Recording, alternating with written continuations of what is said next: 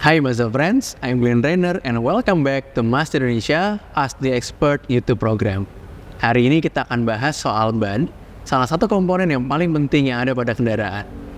Di episode kali ini, kita akan banyak berdiskusi soal spare tire atau di Mazda kita sebut sebagai temporary spare tire, mulai dari apa aja yang perlu kita ketahui tentang ban tersebut hingga bagaimana cara kita merawatnya. Kali ini kembali hadir bersama kita The Mazda Expert Pak Teguh Maulana sebagai Mazda Indonesia Customer Service Manager. Apa kabar Pak Teguh? Baik Pak Glenn. Pak Teguh, sebelum kita mulai, pas banget orderan kita udah ready. Oh oke. Ya. Mas, boleh? Oke. Iya, terima kasih. Makasih Mas. Kasih.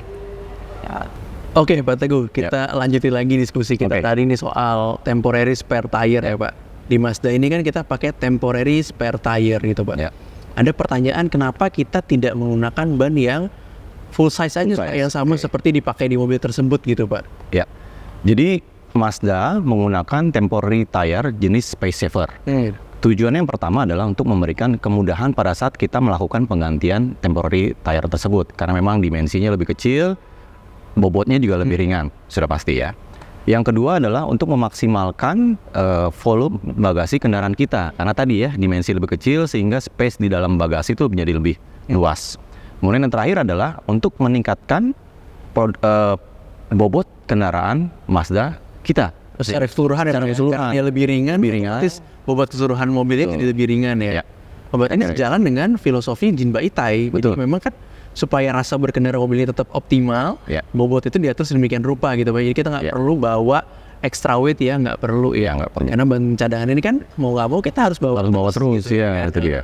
Nah Pak Teguh, sesuai namanya kan temporary spare tire, ada kata temporary di situ. Berarti kan ada batasannya nih Pak. Batasan-batasan aja apa aja supaya yang ada di temporary spare tire ini? Oke, jadi ada dua batasan. Yang pertama, untuk durasinya tentunya kita harus menggunakan sesingkat mungkin karena ini hanya temporary spare tire. Jadi kita gunakan seperlunya. Jadi ke pelanggan atau pengguna Mazda jadi harus segera ke bengkel untuk mengganti, untuk memperbaiki ban yang standarnya sehingga bisa langsung digunakan. Kemudian temporary spare tire ini pun juga ada batasan kecepatan yang diizinkan, yaitu 80 km per jam. Tidak boleh lebih dari itu, karena untuk alasan safety ya Pak.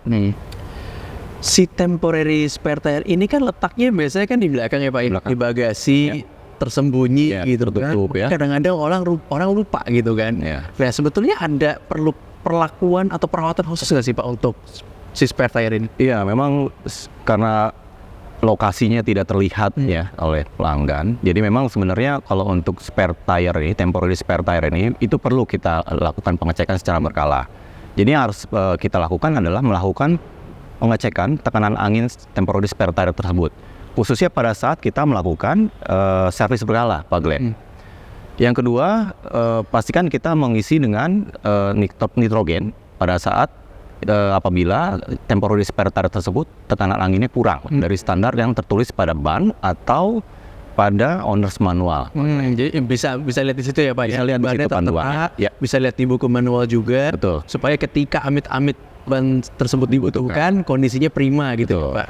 Selain tekanannya Pak, yang tadi Bapak udah jelasin, ban ini kan kadang-kadang juga perlu diperhatikan keseimbangannya saat berputar ya Pak ya, di balancing ya Pak ya istilahnya. Nah, apakah si spare tire ini perlu di balancing juga Pak? Oke, jadi karena dia berfungsi sebagai temporary spare tire, di mana tadi ada batasan durasi penggunaan dan juga kecepatan, sehingga untuk temporary spare tire ini tidak perlu dilakukan balancing. Karena memang temporary spare tire ini tidak digunakan untuk kecepatan tinggi. Yang tadi saya sudah sampaikan bahwa maksimum kecepatannya hanya di 80 km per jam. Jadi sebenarnya perawatannya cukup mudah Pak ya, hanya perhatikan tekanan anginnya sama mungkin kondisi dari karetnya itu sendiri. Betul. Ketika di jalan amit-amit terjadi sesuatu yang dimana kita akhirnya butuh menggunakan si spare tire ini, untuk proses penggantiannya ini apa aja yang perlu kita siapin? Proses penggantiannya dan juga apa saja yang diperlukan ini cukup sederhana ya Pak Glenn ya. Yang pertama cukup menggunakan toolkit yang ada pada kendaraan Mazda kita. Yang sudah disiapkan. Antara lain ada kunci roda dan juga satu set dongkrak ya. Jadi cukup mudah sih melakukan penggantiannya.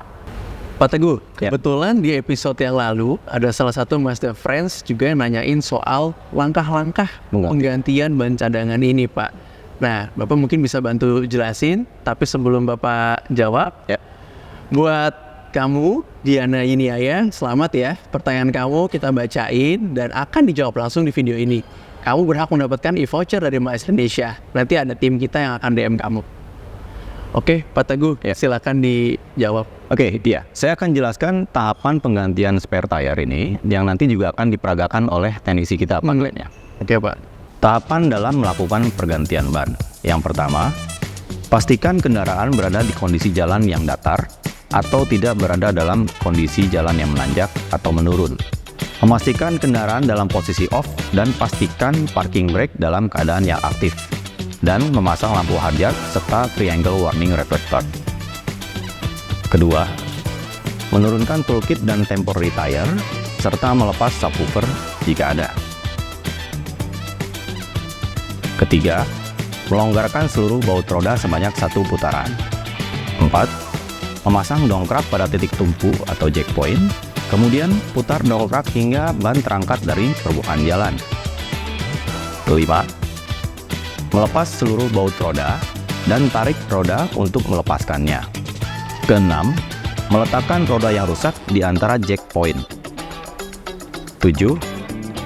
Memasang temporary tire serta seluruh baut roda dan kencangkan secukupnya.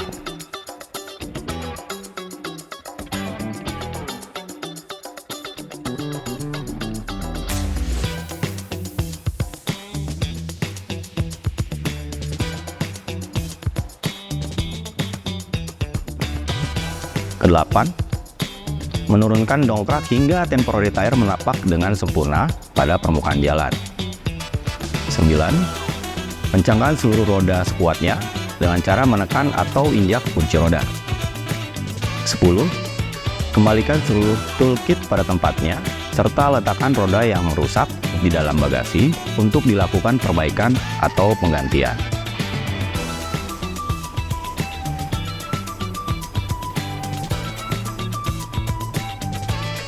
Detail banget Pak Teguh penjelasannya, thank you.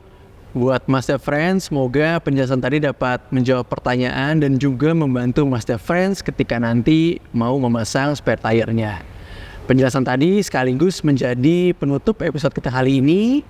Ask the Expert pasti akan kembali lagi di episode berikutnya untuk membagikan informasi seputar Master Indonesia.